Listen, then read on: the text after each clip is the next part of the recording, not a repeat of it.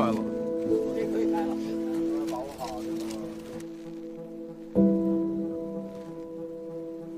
不会太难。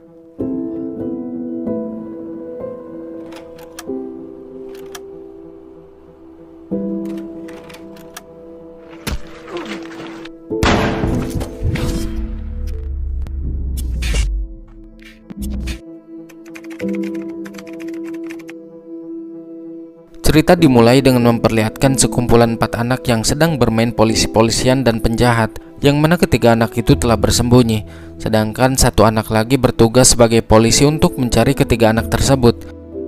Namun anak yang menjadi polisi itu tidak bisa menemukan keberadaan ketiga temannya yang menjadi penjahat. Diketahui mereka bermain di sebuah tempat gedung apartemen yang sudah terbengkalai. Adegan beralih di sebuah kantor polisi. Pada saat itu, sang atasan sedang bermain tenis meja serta disaksikan oleh anak buahnya, sembari dia memberikan motivasi dan arahan mengenai pekerjaan menjadi aparatur negara. Setelah permainan selesai, atasannya berbincang dengan anggotanya yang bernama Mazi. Ia mengatakan bahwa Pak Lee dari Biro Kebudayaan telah mengundangnya untuk makan malam. Pak Lee juga telah menutup bioskopnya untuk dijadikan markas kepolisian agar mereka bisa melakukan berbagai jenis penyelidikan. Tentu saja kabar baik itu membuat mereka sangat senang, terutama Mazi, karena dia merupakan seorang inspektur polisi yang khusus menangani kasus kriminal. Dia senang karena Mazi akan mendapatkan tempat baru untuk penyelidikan kasus-kasus yang ia tangani.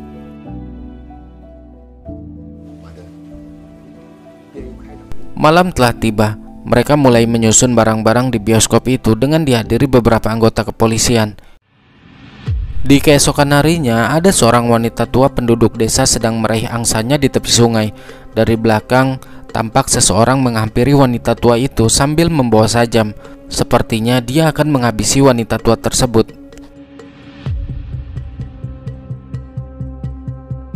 Di rumah detektif Mazi, istrinya menunggu kepulangan sang suami sampai ketiduran. Tidak berselang lama, Mazi pun pulang. Diketahui sang istri kini sedang hamil anak mereka. Lalu ketika Mazi sedang makan, secara tiba-tiba dia ditelepon oleh rekannya. Entah apa isi percakapan mereka. Yang jelas setelah dihubungi oleh rekannya, Mazi bergegas menuju ke suatu tempat. Yang ternyata wanita tua yang tadi pagi sedang berada di tepi sungai kini sudah tidak bernyawa. Mazi dan para polisi lainnya membawa anjing pelacak segera menuju TKP. Diketahui wanita tua itu bernama Wang Fengxia. Warga desa biasa memanggilnya dengan sebutan Nenek Empat. Nenek Wang tidak memiliki keluarga, namun dia dikenal sangat baik. Sampai-sampai si nenek mengadopsi seseorang yang tidak lain adalah orang gila, dan dia jadikan sebagai anak angkatnya. Tapi mereka tidak tahu keberadaannya sekarang. Tidak berselang lama, salah satu dari mereka menemukan sebuah tas di dekat jasad Nenek Wang. Tas itu berisikan rekaman kaset tape recorder, namun belum diketahui pasti siapa pemiliknya. Mereka lantas membawanya ke kantor polisi untuk dijadikan barang bukti sekaligus mengidentifikasinya. Datanglah seorang anak laki-laki bersama ayahnya. Ternyata anak laki-laki itu yang ada di awal film yang tadi sedang bermain polisi-polisian. Dia mengatakan kepada Inspektur Mazi bahwa dirinya yang pertama kali menemukan jasad si nenek. Namun ketika dia memberitahu ayahnya, ayahnya tidak percaya dan justru malah menamparnya. Ayahnya menampar karena khawatir jika si anak omongannya ngelantur dan menjadi acuan para polisi dalam menangani kasus ini. Mazi terus berusaha menggali informasi dari bocah itu, berharap mendapat sedikit petunjuk berupa informasi darinya. Namun sayangnya bocah tersebut tidak mengetahui banyak ketika kejadian. Yang dia tahu hanya menemukan Nenek Wang dalam keadaan tergeletak tak berdaya.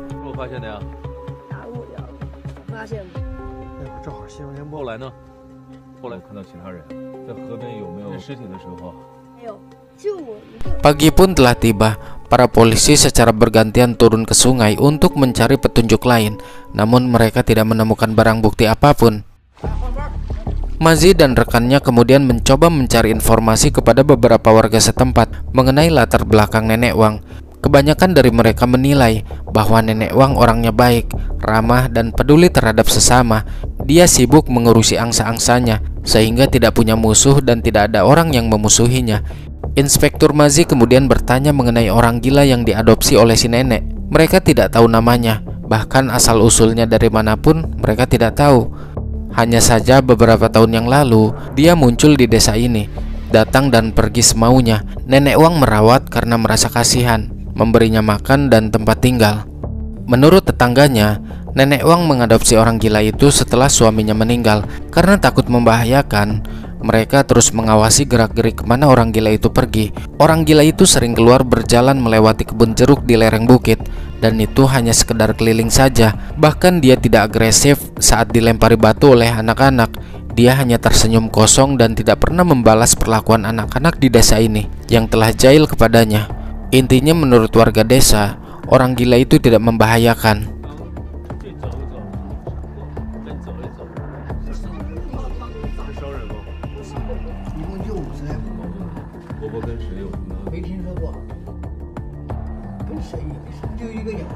Di gedung bioskop, mereka memperagakan sajam apa yang digunakan oleh si pelaku sesuai parahnya luka yang dialami korban.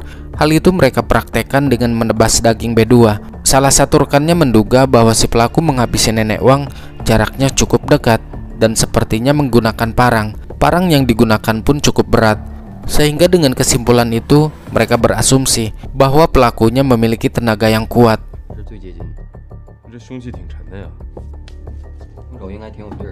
Tak berselang lama, rekan lain memberitahu Inspektur Mazi bahwa mereka telah menemukan orang gila yang mereka cari.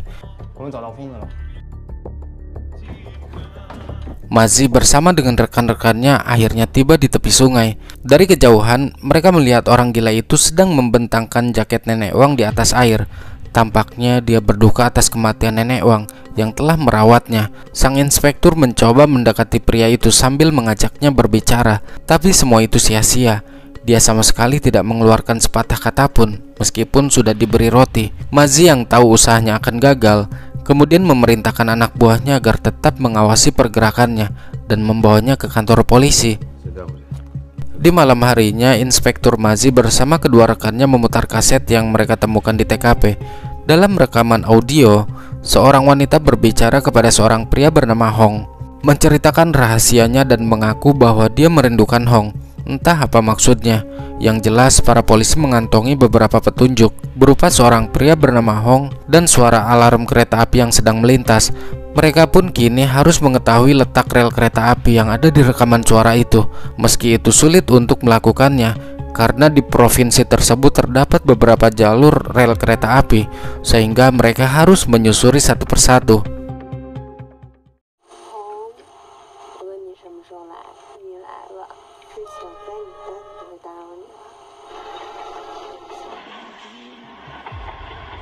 Ternyata mereka telah membawa orang gila itu ke kantor polisi dan menahannya, sembari mencari petunjuk baru. Walaupun bisa dikatakan dia kurang normal, tapi para polisi berharap pria itu mau sedikit berbicara tentang Nenek Wang yang telah merawatnya. Pada keesokan harinya, Inspektur Mazi dan anggotanya mulai melakukan penyelidikan dengan cara menyusuri rel kereta api didampingi oleh sang masinis. Masinis itu berkata bahwa dirinya membunyikan alarm jika ada masalah di hadapannya. Lalu sang inspektur bertanya, apakah baru-baru ini ada insiden atau masalah di jalur lain? Karena yang mereka dengar di rekaman itu seperti suara alarm. Sang masinis menjawab, baru-baru ini tidak ada sebuah insiden di jalur manapun. Ada juga 6 bulan yang lalu, tepatnya di dekat pabrik tekstil. Kemudian mereka berdua minta diturunkan di dekat pabrik tekstil.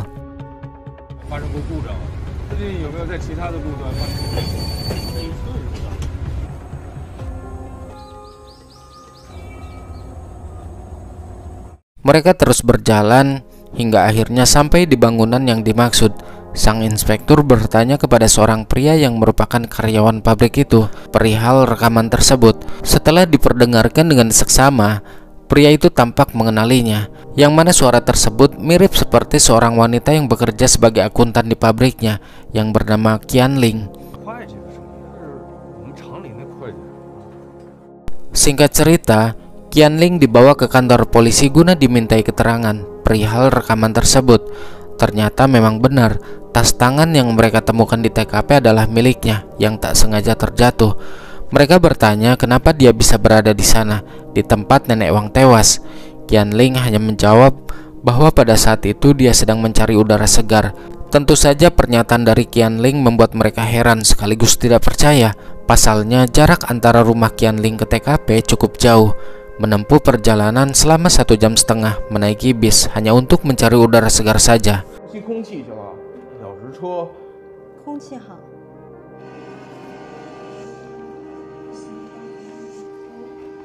Sang inspektur kembali memutar rekaman kaset miliknya. Isi kaset itu perbincangan antara Qianling dan Hong. Apa maksud dari kalimat ini? Kalimat yang menyatakan bahwa Qianling ingin memberitahu Hong sebuah rahasia.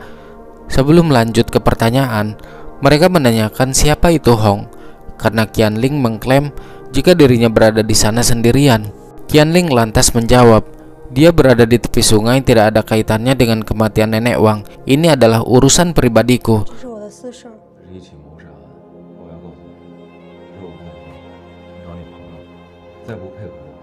Karena tidak mendapatkan jawaban yang memuaskan dari Qianling, mereka akan mencari tahu siapa itu Hong. Hong pun akhirnya berhasil ditemukan dan dia dibawa ke kantor polisi untuk diinterogasi. Di sana, Hong bercerita bahwa dirinya adalah kekasih dari Qianling. Di hari itu, mereka berdua janjian untuk ketemuan di tepi sungai. Namun dia datang terlambat, sehingga saat dia sampai di lokasi, Qianling sudah tidak ada dan akhirnya dia pun pergi.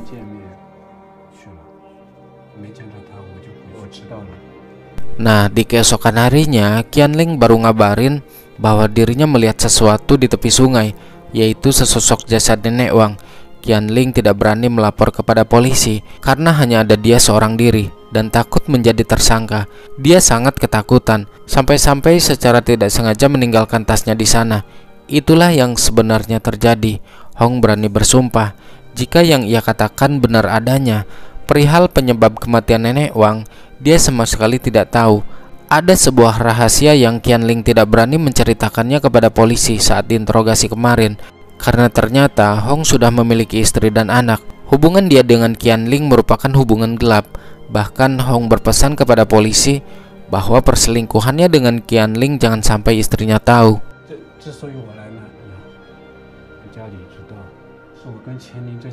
Sebelum pergi, Hong melihat seorang wanita mengenakan seragam pabrik tekstil di tepi sungai. Wanita tersebut berlari dengan sangat cepat. Ciri-cirinya postur tubuh dia cukup tinggi besar dengan rambut panjang bergelombang. Wajahnya tidak begitu jelas karena Hong melihat dari kejauhan.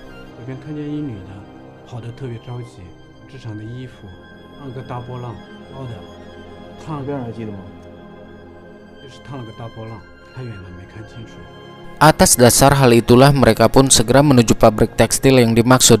Setibanya di sana, seorang karyawan pabrik mengatakan bahwa pada hari itu, di hari nenek Wang tewas, pabrik sedang ada lembur dan seluruh karyawan tidak diperbolehkan untuk keluar masuk pabrik. Ini merupakan prosedur dari perusahaan. Hanya ada satu orang yang keluar, yaitu Su Liang, seorang pria yang ditugaskan sebagai penata rambut di pabrik. Dia keluar di jam waktu lembur, itu pun jamnya tidak pas. Mereka lanjut mendatangi Su Liang. Dengan senang hati, Su Liang mempersilahkan mereka untuk duduk. Di sini dia sama sekali tidak kaget dengan kedatangan mereka. Dia sebenarnya sudah merasa bahwa polisi akan mencarinya. Dia merasa karena Su Liang sempat melihat nenek Wang dalam keadaan tergeletak. Seperti sebelumnya, dia tidak berani melapor sebab takut akan menjadi tersangka, karena posisi dia saat itu sedang memancing di sungai sendirian. Namun apapun kecurigaan para polisi terhadapnya, dia bersumpah bahwa dirinya tidak tahu masalah tewasnya nenek Wang, meskipun dirinya adalah mantan seorang kriminal yang sebelumnya pernah masuk penjara. Keesokan harinya terlihat Hong yang berada di sekitar sungai sembari memegang selembar kertas. Sepertinya dia janjian dengan Qianling di tempat itu. Namun Qianling tidak kunjung datang, hingga akhirnya dia pun pergi dari sana. Pada malam hari, para polisi mendapat kabar bahwa di tengah hutan ada sesosok jasad yang tergeletak. Inspektur Mazi dan rekan-rekannya segera pergi ke hutan untuk mengidentifikasi jasad tersebut, yang ternyata itu adalah Hong.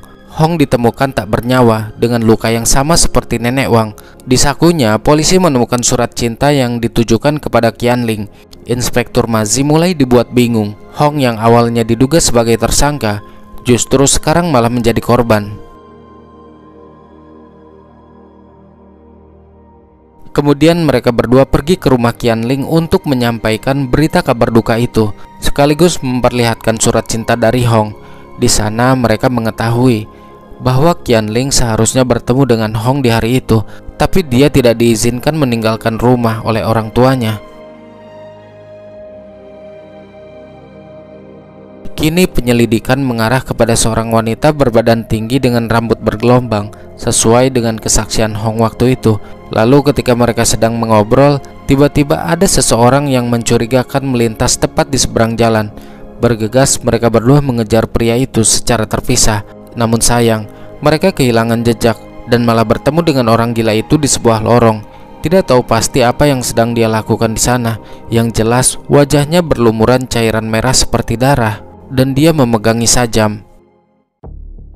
Lalu di keesokan harinya, Mazi dan rekannya pergi ke pabrik tekstil untuk mencari wanita berambut panjang dan bergelombang yang dimaksud. Satu persatu dari karyawan pabrik itu diperiksa, namun hasilnya nihil. Mereka tidak menemukan ciri-ciri yang dimaksud.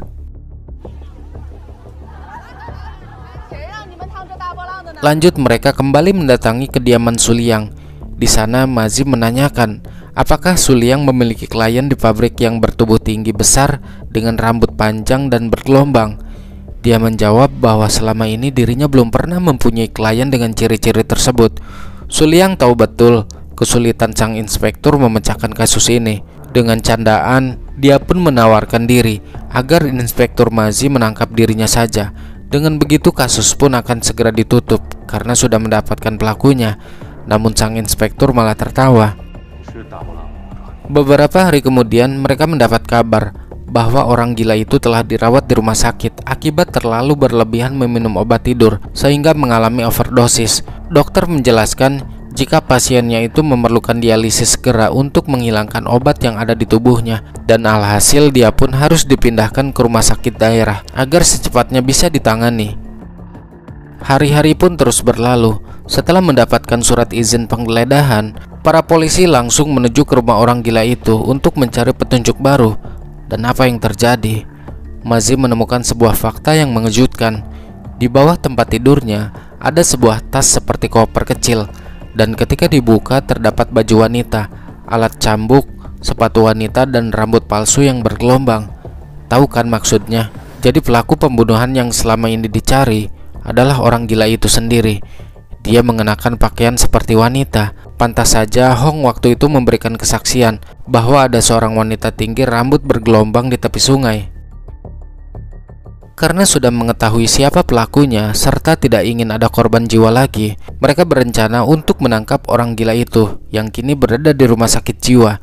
Namun semua itu sudah terlambat. Dia berhasil melarikan diri dari sana. Dia juga telah berhasil membunuh satu orang lagi, yaitu bocah yang ada di awal film. Kali ini mereka memiliki seorang saksi mata yang melihat langsung kejadian tersebut.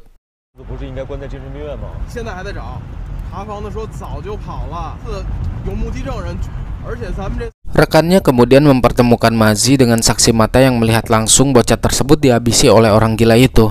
Setibanya di TKP, saksi itu menceritakan kronologinya bahwa bocah tersebut dipukul menggunakan batu dari belakang.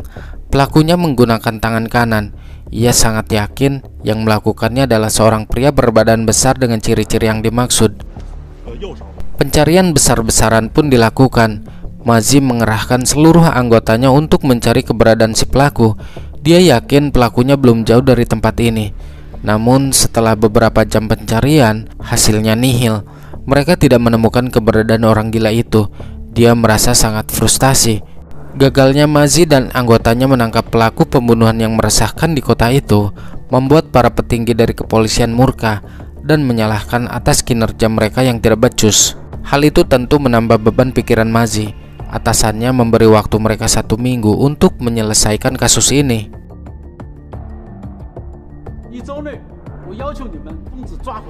Saking frustasinya sampai-sampai terbawa mimpi. Di dalam mimpi itu, sang inspektur membayangkan gimana cara si pelaku menghabisi korban-korbannya, mulai dari nenek Wang, Hong, dan bocah itu.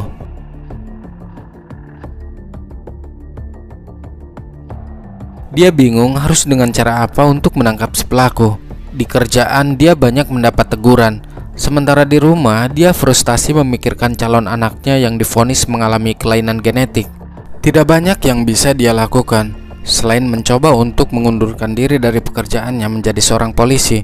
Namun atasannya menolak pengunduran diri Mazi. Meskipun demikian, atasannya memberi semangat. Dia yakin bahwa Mazi pasti mampu menyelesaikan masalah ini dan menangkap pelakunya. Beberapa hari kemudian, Mazi menjemput istrinya pulang kerja. Diketahui sang istri bekerja menjadi seorang guru di sekolah menengah.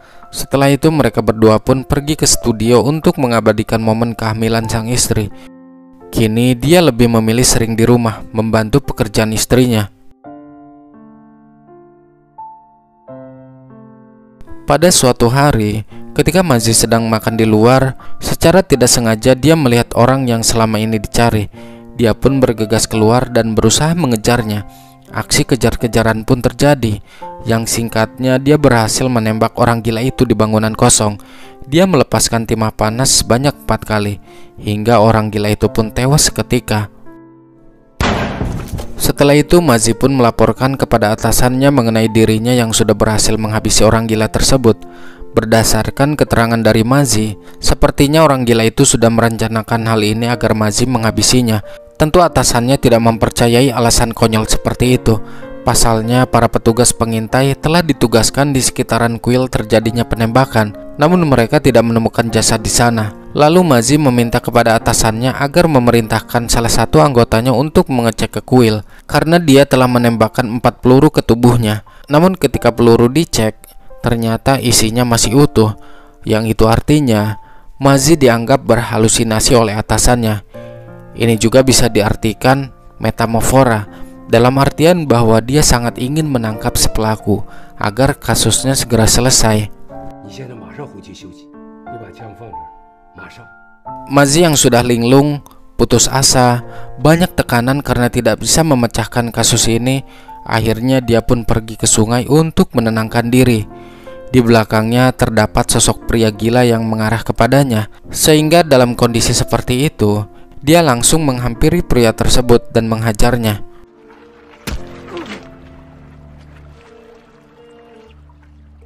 Akhir kisah dijelaskan, meski Mazi sering berhalusinasi menangkap si pelaku, tapi pada akhirnya dia benar-benar bisa menangkap orang gila tersebut. Dan memang dia pelaku yang sebenarnya. Berdasarkan sidik jari yang ditemukan di TKP, Mazi mendapat penghargaan karena telah berhasil menangkap orang gila yang telah menghabisi 3 nyawa. Kini dia telah dimasukkan kembali ke rumah sakit jiwa untuk menjalani perawatan. 1 tahun kemudian, terlihat Mazi bersama dengan sang istri dan anak laki-lakinya.